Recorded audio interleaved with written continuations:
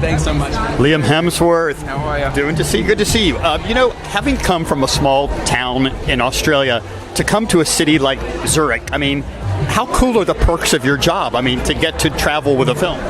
It's that's one of the best things about it. You know, I get to come halfway across the planet, or literally the other side of the planet.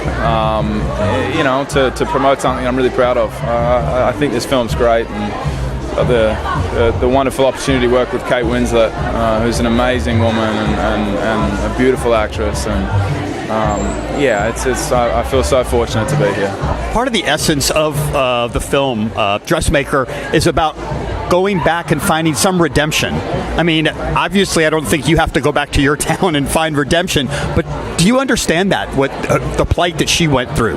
Yeah, I think, her character's from a very small town, and she was her character was run out of town at a very young age. I was never run out of town, but I think anyone who grew up in a small town can relate to that sort of coming back home feeling and facing your past in a way, whether it's, it doesn't have to be something as tragic as this character's past, but, still coming back and seeing people that you grew up with and how people have changed, yeah. And you get to have a little athleticism in this. I mean, a lot of people don't know the technicality of Australian rules, but how good were you growing up? I mean, was this something you were adept with when the script called for you to get out there? No, my dad was a great football player, and my brothers played a lot of football. I played football in high school, and I was, I guess, in a way, sort of naturally talented in the way that I hadn't trained much. I would sort of play high school football, and I was good at it because I was taller and, athletic. But it was never my main sport. I was never too focused on football. I liked it, but I wasn't as heavily involved as my brothers or my father was.